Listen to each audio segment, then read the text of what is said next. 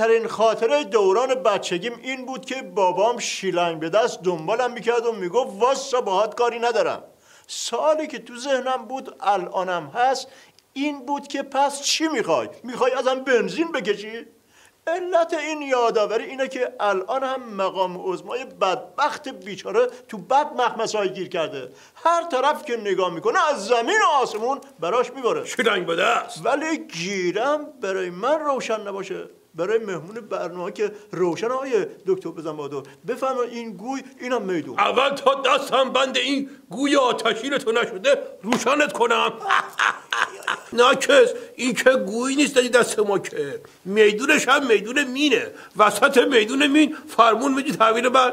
از نظر استراتژیکی اصلا نباید وارد این بحث میشدی. حالا ما هم شدیم عظما، نه راه پس داریم نه راه پیش. دکتر نگران نباشین، اصلا راجع به بحث‌های درون نظام سوال نمی‌کنم، فقط به موضوعات منطقی میپردازم. طفلی دوباره گیج زدی که الان عظما راضیه که 10 تا بحث داخلی بکنی براش. منطقه یک از همه چی بیریختره. کاش 10 تا فیش حقوقی همینجا پهم میکردی رو میز، بعد بزن عظما با حاجی رفسنجانی و نوار صوتی و کاپیتولاسیون بانکی هم میگفتی، ولی این بحث رو باز نمی‌کردی. بالاخره آقای دکتر این سوال من که نیست. 8 تا بسیجی با هم جمع شدن دور هم دیگه یه سوال مشترک فرستادن که چطوری شد که مقام عظما اینطوری با توپ پر شروع کرد و گفت عربستان رو ال میکنه و بل میکنه و عربستان لیاقت عهدهداری حرمین شریفین رو نداره و خودمون کنترل رو به دست میگیریم و اینها. ولی یه دفعه فسی بادش خالی شد. 8 تا بسیجی سوال کردن. کاش من اختاپوس بودم که میتونستم در یه لحظه همزمان بخوابونم تو گوش هر 8 تاشون با هم. گیرم باد ایشونم فسی خالی شد. این مسئله به خودش مربوطه. چرا وقتی ضعیف میشه تو منطقه به جای اینکه بیان کمکش بکنن بیشتر میریزن رو سرش، از دور و برش میریزن؟ های خب عاشق چش ابروش نبودن اونایی که دور و برش گرفته بودن که حالا میریزن که مرحوم ابوی همیشه میفهمودن بزن باهاتو عرض میکردم. بله میفهمودن که پسر خونده به پدر خوندهش گفتش که من تو رو خیلی دوست دارم. پدر خونده گفت قسم میخوری که به خاطر پولام دوست نداری؟ پسر خونده گفت آره 1000 تومان بده تا قسم بخورم. روشن شد یا همچه بذارم که تو هم بیفتی به قسم. آیه دکتر خیلی روشن میکنی. آیه دکتر این نیروهای فزرتی که با تلو خوردن ولی فقیه اینطوری وامیرن قبلا کدوم گوری بودن؟ اینه که بپرسی پشه هایی که دور لامپ میچرخن قبل از اینکه ادیسون لامپو اختراع بکنه چه غلطی میکردن؟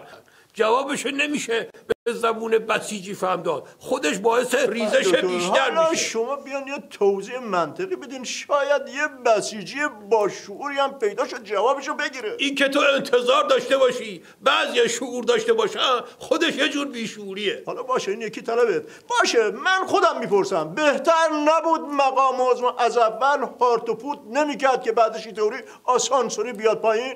یا میذاشی هارت و پورت رو یه احمد خاتمی بکنه تا تو پوزش هم خود اون بخوره؟ نفس در جای گرم بلند میشه، انگار دست خودشه بدبخت بیچاره.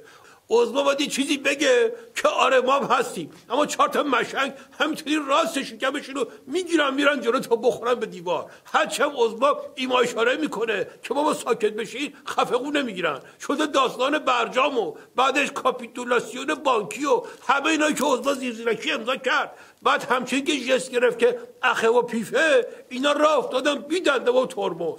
میگن طرف بلند کردنش برای رقصیدن سخت بود، نشوندنش غیر ممکن. آره دکتر من هنوز درست حالیم نمیشه.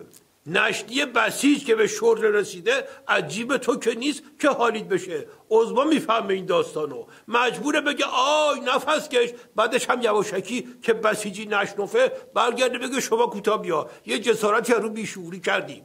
ولی عین نیم کلاش تو سربالایی میمونه. یخته که کم و زیاد بشه از دست در میره، وسط سربالایی پت پت خاموش میشه. آره دکتر یعنی میخوای بگین این پت پت مال مقام عظما؟ من سربسته گفتم، تو روشن کردی. مرحوم ابوی همیشه میفهمودن بزن بهادو عرض میکردم. بله میفهمودن که خر مست تو جنگل عربده میکشید، آی شیر تیکه پاره میکنیم، ببر میخوریم، پلنگ میکشیم. همچه که داشت حرفا رو میزد چشش افتاد به شیر که داشت میرم به سمتش. برگشت گفتش که البته خیلی وقتا شکر اضافه هم میخوریم.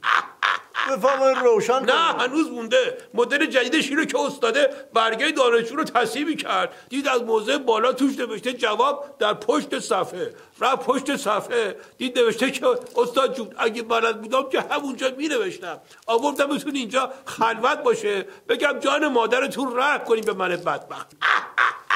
روشن شد یا برفستم اون طرف دکتر صفحه. چه خبرتونه بابا؟ دیوونم کردی. آی دکتر مطمئنم که منظورتون از این مثال مقام عظما نبوده. من میخوام بگم اینجور بازی‌ها که واردش میشی عین کراوات میمونه، جست و پوزو جور میکنه ولی گلو رو هم فشار میده. حواست نباشه فکت پیاده است. آی دکتر فکر کنم دیگه نیازی نیست بسیجی‌ها ریزش کنن و از حمله بترسن. شما خودتون نقش نوک حمله به نظام دارین بازی میکنین. من هیچی نگفتم، من فقط دارم میگم که تا حالا ساده بودیم، دعا میکردیم خوشبخت بشیم، الان فقط دعا میکنیم از این بدبخت‌تر نشیم که اونم نمیشه آخر. آی دکتر منطقاً من باید اینجا با شما دعوا کنم ولی نمیکنم. با یه سوال دیگه بحث رو عوض میکنم که یک نوآوری هم تو برنامه کرده باشم. آی دکتر این همه کشور عضو FATF سازمان ضد پولشویی شدن، طورشون نشد که هیچ وضعشون هم خوب شد. چرا تا حاجی روحانی اینا رو امضا کرد جز ضرر و بدبختی برای نظام نداشت؟ هر کار یه پایه میخواد قم ببرم نه چه با این مقایسه. کی به مشنگه گفتن که ژاپنیا یه پنجره ساختن که هوا توش میاد ولی صدا نمیاد. مشنگه گفت این که چیزی نیست، ما به پنجره‌مون یه توری زدیم که هوا نمیاد تو ولی پشه میاد. روشن شد یا برفستم سراغ پنجره و توری. آی دکتر هر چی از دهن در اومد به مقام عظما گفت. من نگفتم، من سکوت کردم ولی اینجا داری به من توهین میکنی. این دیگه شوخی بردار نیست که به من بگی مشنگ.